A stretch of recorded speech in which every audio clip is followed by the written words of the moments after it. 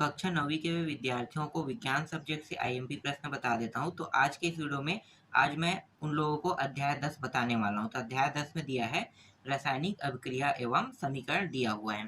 तो चलो देखते हैं इसमें कौन-कौन से प्रश्न जो है जिनको हमें पढ़ना है। ठीक है? तो यहाँ पे देखो एक प्रश्न है पहला ये वाला, ठीक है? पहला प्रश्न में क्या कहा है? निम्नलिखित रासायनिक अभिक्रियाओं के संतुलित रासायनिक समीकरण लिखिए। तो हाइड्रोजन प्लस क्लोरीन क्या होगा? हाइड्रोजन क्लोराइड होगा। बी क्या है? सोडियम हाइड्रोक्साइड प्लस सल्फ्यूरिक अम्ल, तो ये हो जाएगा सोडियम सल्फेट और पानी बनाएगा। ठीक है, क्रिया करके बना रहा है। चलो आगे देखते हैं। अब मतलब ये दोनों जो प्रश्न है इसका उत्तर क्या है देखने वाले हैं ना।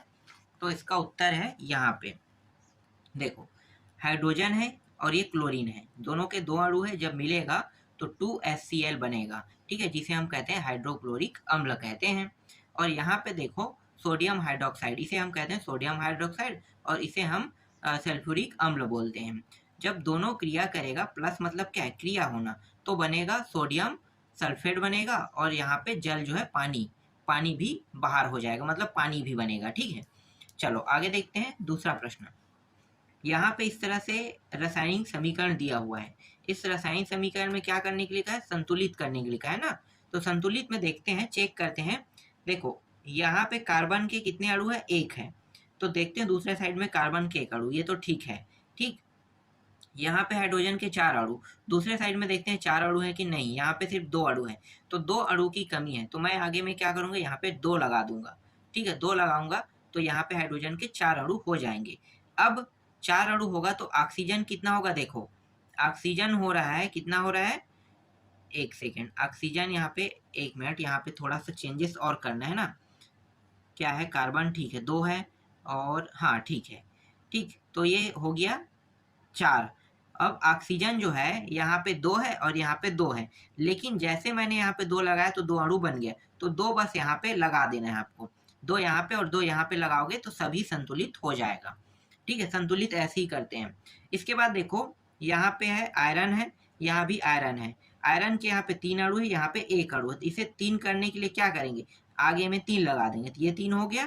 ठीक है, यहाँ पे कुछ नहीं करेंगे ना अभी, लेकिन यहाँ पे 2 है और यहाँ पे 4 है, तो यहाँ भी 4 होना चाहिए। तो 2 आगे में लगा देंगे, इसमें 3 और इसमें 2 बस लगाएंगे तो ये संतुलित हो जाएगा। तो देखो यहाँ पे लगाया है।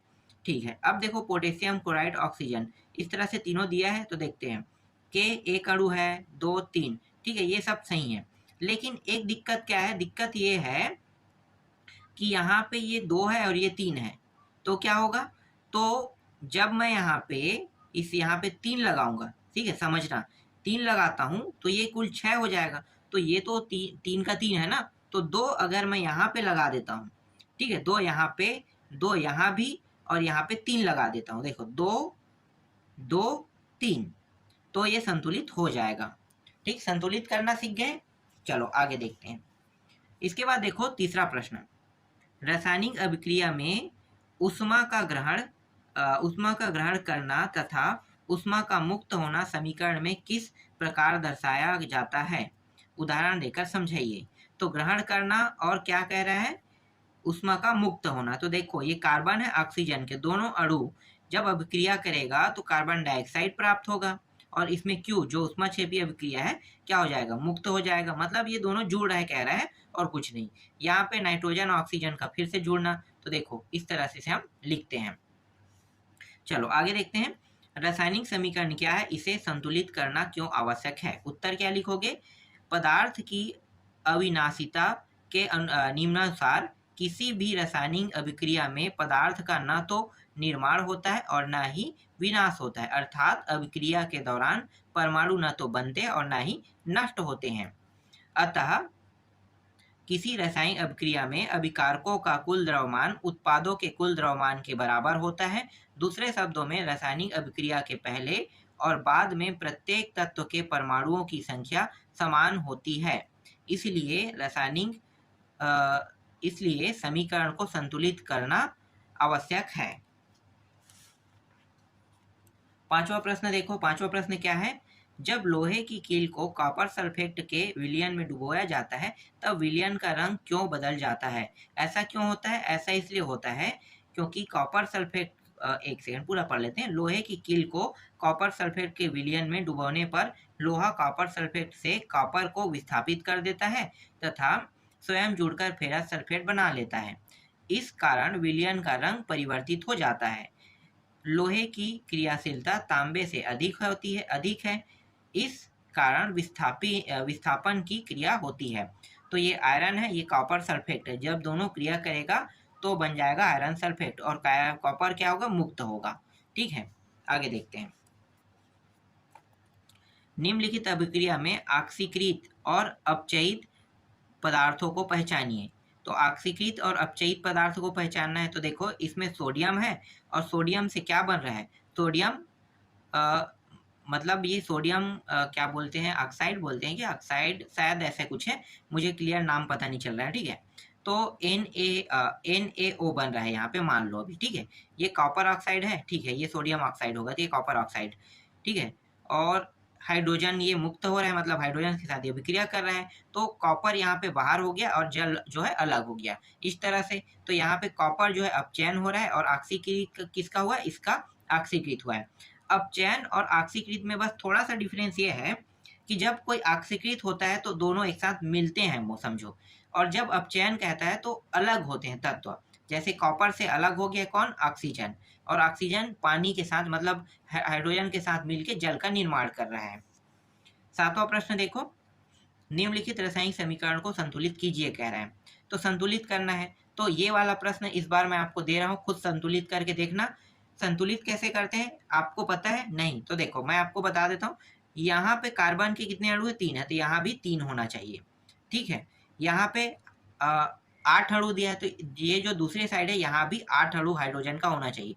ऑक्सीजन का 2 है, मतलब यहाँ भी 2 होना चाहिए। मतलब दोनों साइड में दोनों के अणु बराबर होंगे, तभी ये क्या होंगे, समीकरण संतुलित होंगे। ठीक है, तो इसका उत्तर तो लगा है, लेकिन आप खुद समझो तो ज्यादा अच्छा रहेगा। चलो 8वां प्रश्न देखते हैं। 8वां प्रश्न में देखो, वियोजन, अपचयन, अपघटन अभिक्रिया का एक एक समीकरण लिखिए जिसमें ऊष्मा, प्रकाश एवं विद्युत के रूप में ऊर्जा प्रदान की जाती है। ठीक है, तो यहाँ पे इसका उत्तर लगा हुआ है। आगे देखते हैं। 9वां देखो, सूर्य के प्रकाश की उपस्थिति में होने वाली रासायनिक अभिक्रिया को समझाइए। जब सिल्वर क्लोराइड को सूर्य के प्रकाश में रखा जाता है तो उसका रंग भूरा हो जाता है। प्रकाश की उपस्थिति में उक्त यौगिक से सिल्वर और क्लोरीन का अपघटन हो जाता है, जैसे कि यहाँ पे बताया गया है। ठीक है, आगे देखते हैं। अवक्षेपण अभिक्रिया से आप क्या समझते हैं, उदाहरण देकर समझाइए। जब किसी रासायनिक अभिक्रिया में अवक्षेपण बनता है तो इसे अवक्षेपण अभिक्रिया कहते हैं। उदाहरण इस तरह से। ठीक है, आगे देखते हैं। हनीफ ने मैग्नीशियम रिबन को स्प्रिट लैम्प की सहायता से जलाया और प्राप्त अवलोकन के आधार पर उसने कहा कि यह संयोजन ऊष्माक्षेपी और ऑक्सीकरण अभिक्रिया है। क्या आप इस कथन से सहमत है? तर्क सहित व्याख्या कीजिए। तो तर्क सहित व्याख्या करना है तो देखो इसका उत्तर क्या रहेगा, यहाँ पे मैं लगा देता हूँ इसका उत्तर। ठीक है, ये पूरा आपको पढ़ लेना है। चलो आगे देखते हैं। रासायनिक समीकरण किसे कहते हैं? रासायनिक अभिक्रिया को प्रतीकों तथा सूत्रों द्वारा व्यक्त करने के संक्षिप्त रूप को रासायनिक समीकरण कहते हैं। एक संतुलित समीकरण में दोनों ओर तत्वों के परमाणुओं की संख्या समान रहती है। एक संपूर्ण रासायनिक समीकरण अभिकारकों, उत्पादों और उनकी भौतिक अवस्थाओं को प्रदर्शित करता है।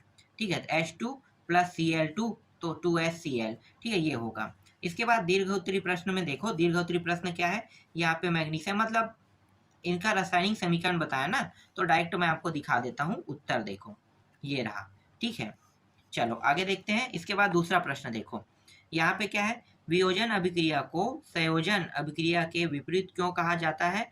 इन दोनों अभिक्रियाओं के लिए समीकरण लिखिए। तो ये वियोजन अभिक्रिया है।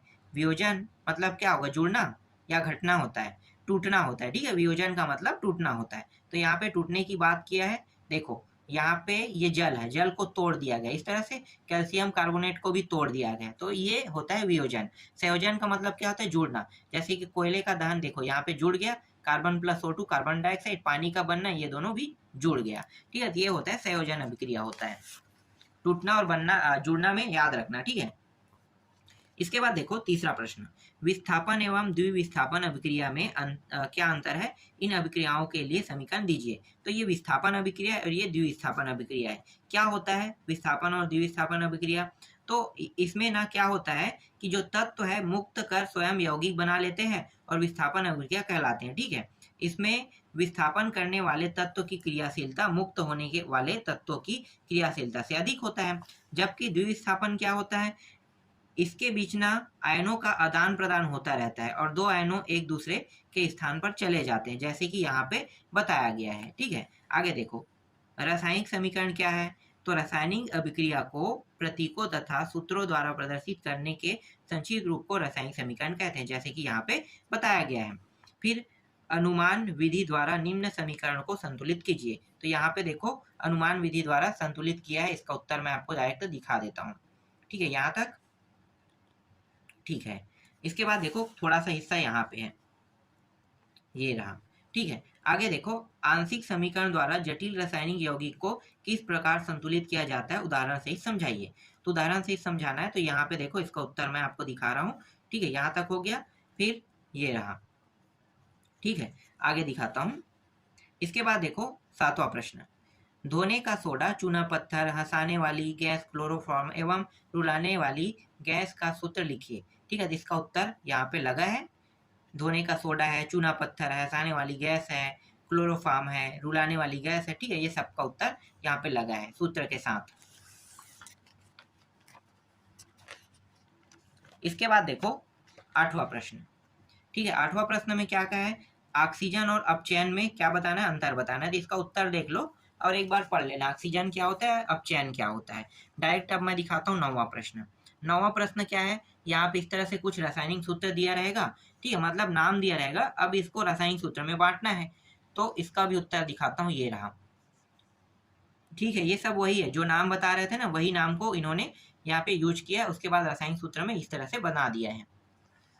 10वां प्रश्न देखो, 10वां प्रश्न है ऊष्माक्षेपी और ऊष्मा शोषी अभिक्रिया को उदाहरण देकर समझाइए। इसका उत्तर देख लो, ठीक है। ऊष्माक्षेपी क्या होता है, ऊष्मा शोषी क्या होता है। तो ऊष्माक्षेपी जो अभिक्रिया वह रासायनिक अभिक्रिया जिसमें ऊष्मा न तो ऊष्मा उत्पन्न होती है और ऊष्माक्षेपी अभिक्रिया कहलाती है। लेकिन ऊष्मा शोषी क्या होता है, ऊष्मा शोषी अभिक्रिया होता है अभिक्रिया संपन्न करने के लिए बाह्य ऊर्जा जैसे ऊष्मा, प्रकाश, विद्युत आदि की आवश्यकता होती है, ऊष्मा शोषी अभिक्रिया कहते हैं, जैसे उदाहरण में यहाँ पे बताया गया है। इसके अलावा देखो यहाँ पे पृथ्वी एवं चंद्रमा से संबंधित संख्यात्मक जानकारी कह रहा है, तो संख्यात्मक जानकारी यहाँ पे आपको ये सभी के सभी बता देना है। तो इस तरह से ये अध्याय भी पूरा का पूरा कंप्लीट हो गया।